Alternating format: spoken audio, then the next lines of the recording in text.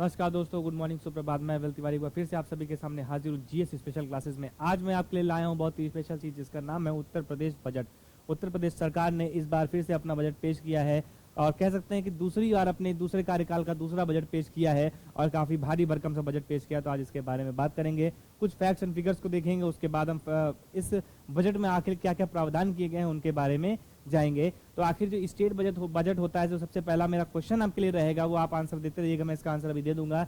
जो state budget होता है वो संविधान में किस आर्टिकल के तहत पेश किया जाता है, आपको ये बताना है कि जो स्टेट बजट है वो संविधान में किस आर्टिकल के तहत पेश किया जाता है। तो हम तब तक बात करते हैं उत्तर प्रदेश सरकार के बजट के बारे में और आगे हम इसमें कुछ फैक्ट्स एंड फिगर्स के बारे में भी बात करेंगे। तो इससे पहले मैं बजट प्रोविजंस को शुरू करूं, मैं आपको कुछ पॉइंट्स नोट करा देना चाहता हूं। उन पॉइंट्स को आप नोट कर लीजिए और कहीं ना कहीं आपके क्वेश्चन में आ सकते हैं। तो यूपी सरकार ने इस बार लगभग 6,90,242 करोड़ रुपए का बजट पेश किया है। कितना बजट पेश किया, ये डेटा याद रखिएगा क्योंकि कहीं ना कहीं ये इंपॉर्टेंट हो जाती है। तो 6,90,242 करोड़ रुपए का आपका बजट पेश किया है इस बार यूपी ने। यूपी का बजट कई देशों के बजट से भी ज्यादा कहीं ना कहीं होता है। और अगर बात करूं मैं तो पाकिस्तान के बजट से भी कहीं ना कहीं ये ज्यादा है। खैर चलिए, अगर मैं बात करूं भारत की, तो भारत ने पूरे इंडियन गवर्नमेंट ने 45 लाख करोड़ का बजट पास किया था।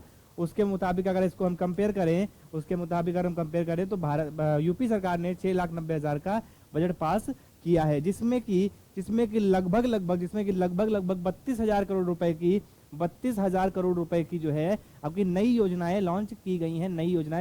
अगर आपको स्पेसिफिक डाटा मैं बताऊं तो 32,721 करोड़ रुपए की नई योजनाएं 32,721 करोड़ रुपए की नई योजनाएं जो है उत्तर प्रदेश सरकार ने इस बार अपने बजट में लॉन्च की हैं। इतना फैक्ट बेटा आपको हमें पता होना चाहिए इन सब चीजों के बारे में। अगर मैं आपसे पूछूं या आपसे कोई और पूछे कि भाई चलिए ठीक है, मान लिया मैंने सबसे ज्यादा, ठीक है, इस बार यूपी ने बजट पेश किया है, तो अगर आपसे ये कोई सवाल पूछे कि आखिर यूपी को रेवेन्यू सबसे ज्यादा किस क्षेत्र से आता है, तो आप बताएंगे कि यूपी को, उत्तर प्रदेश को जो सबसे ज्यादा रेवेन्यू आता है वो अपने टैक्सेस, जो स्टेट टैक्सेस होते हैं उनसे आता है।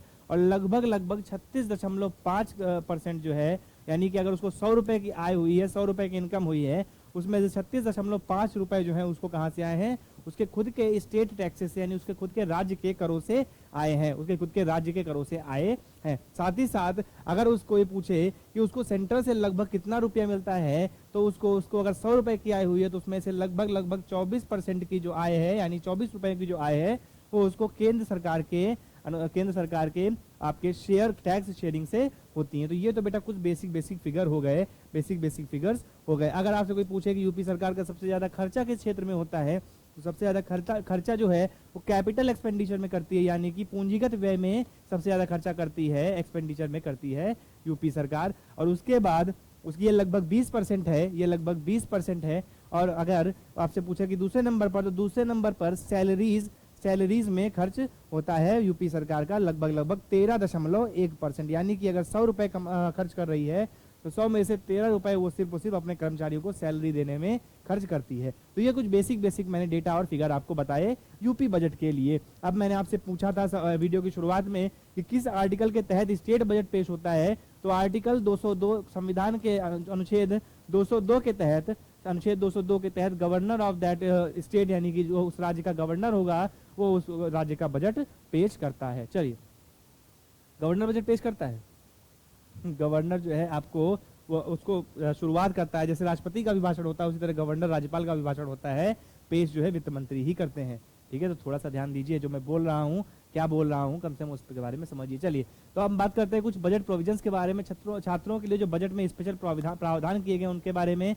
तो देखिए, 3600 करोड़ रुपए जो है इस बार अलॉट किए गए हैं, किसके लिए, जो टैबलेट का वितरण होगा, स्मार्टफोन्स का वितरण होगा, किसी स्कीम के तहत तो Swami Vivekananda youth empowerment scheme के तहत इस बार क्या होगा, टैबलेट और स्मार्टफोन का वितरण होना है इस साल भी। उसके लिए 3600 करोड़ रुपए अलॉट किए गए हैं। एक चीज ध्यान रखिएगा बेटा कि जब मैंने आपको बताया कि सिर्फ 37,000 करोड़ जो है, सिर्फ 37,000 करोड़ रुपए ही अलॉट किए गए हैं, किसके लिए, आपकी नई योजनाओं के लिए। तो नई योजनाएं बहुत ज्यादा लॉन्च नहीं हुई हैं, तो उनके लिए बहुत ज्यादा प्रेशर लेने की जरूरत नहीं है। ये मैक्स टू मैक्स 4 या 5% तक होगा जाके, तो इसलिए बहुत ज्यादा इसके लिए चिंतित होने की जरूरत नहीं है। हम जो बता रहे हैं उनको ध्यान रखिएगा। अगर आपसे पूछ ले कि वो टैबलेट और स्मार्टफोन्स के लिए कितना बजट दिया गया है, तो 36 करोड़ रुपए अलॉट किए गए हैं यूथ एम्पावरमेंट के लिए, Swami Vivekananda youth empowerment scheme के लिए। अगर हम आगे देखें, अगर हम नेक्स्ट देखें तो किसके लिए हम बात करेंगे, तो अगर हम महिलाओं के लिए बात करें तो कन्या सुमंगला योजना के अंतर्गत, ये डेटा याद रखिएगा, बहुत इंपॉर्टेंट डेटा है। कन्या सुमंगला योजना के अंतर्गत 1050 करोड़ रुपए, 1050 करोड़ रुपए जो है अलॉट किए गए हैं कन्या सुमंगला योजना के अंतर्गत, जो क्या करता है, जो उन क्या कहते हैं परिवारों को सहायता, वित्तीय सहायता मुहैया कराती है, ठीक है, जिनमें 2 गर्ल चाइल्ड हैं, 2 गर्ल चाइल्ड है, एक ही फैमिली में 2 गर्ल चाइल्ड है, उनको वित्तीय सहायता मुहैया कराई जाती है उत्तर प्रदेश सरकार द्वारा। चलिए इसको भी याद रखिएगा, अगर आपसे कोई पूछे कन्या सुमंगला योजना के लिए कितना धनराशि दी गई है, तो 1050 रुपए, 1050 करोड़ रुपए दिया गया है, ठीक है। चलिए आगे बढ़े और उसके बाद देखें तो वुमेन्स के लिए अब देखिए 4032 करोड़ रुपए जो है विधवा के लिए, उसके बाद 600 करोड़ रुपए सामूहिक विवाह स्कीम के लिए, जो सामूहिक विवाह होते हैं गरीबों के लिए, जो सामूहिक विवाह कराए जाते हैं उसमें 600 करोड़ रुपए दिए जाएंगे।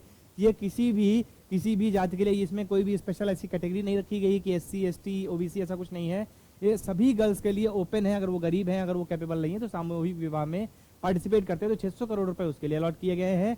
150 करोड़ रुपए मैरिज ग्रांट स्कीम के अंतर्गत अलॉट किए गए हैं OBC क्लासेस के लिए, OBC क्लासेस के लिए, उन बच्चियों के लिए जो OBC क्लासेस से बिलोंग करते हैं। कितना 150 करोड़ रुपए। चलिए आगे बढ़ें, आगे देखते हैं इसमें और कौन कौन से हमें अलॉटमेंट पढ़ने हैं। अगर हम इंफ्रास्ट्रक्चर की बात करें तो इंफ्रास्ट्रक्चर के लिए भी काफी ज्यादा पैसा अलॉट किया गया है। लगभग 21,000 करोड़ रुपए जो है कंस्ट्रक्शन ऑफ रोड्स ब्रिजेस के लिए अलॉट किए गए हैं।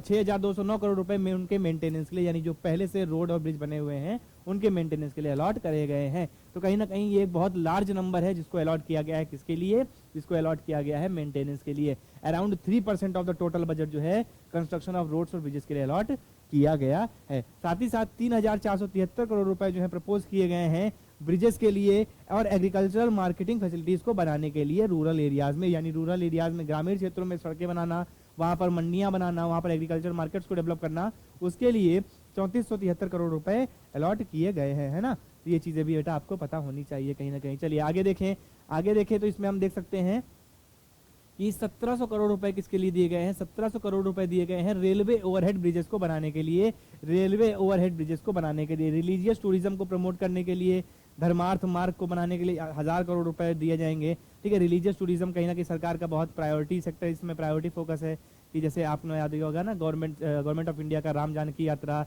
गुरु कृपा ट्रेन, तो इस तरह से भारत गवर्नमेंट ट्रेन को सेंट्रल गवर्नमेंट प्रमोट कर रही है, उसी तरह रिलीजियस टूरिज्म को यूपी गवर्नमेंट भी प्रमोट कर रही है। और धर्मार्थ मार्ग स्कीम के अंतर्गत 1000 करोड़ रुपए इसके लिए अलॉट किए गए हैं। समझ में आया चीज।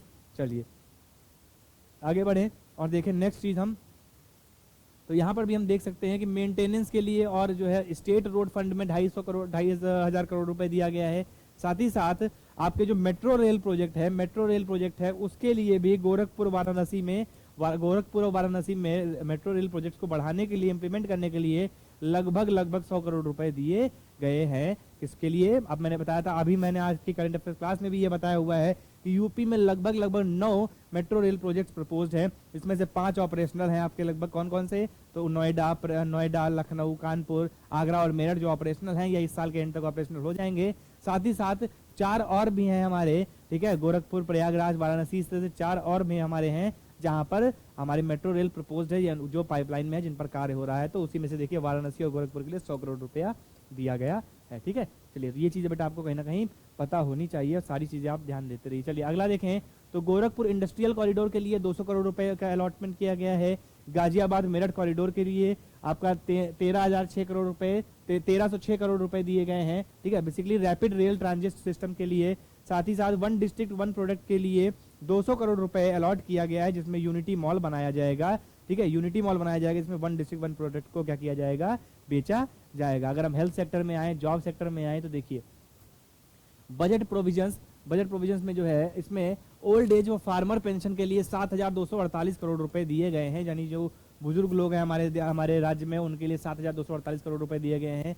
दिव्यांग पेंशन योजना के लिए 1,120 करोड़ रुपए दिया गया है।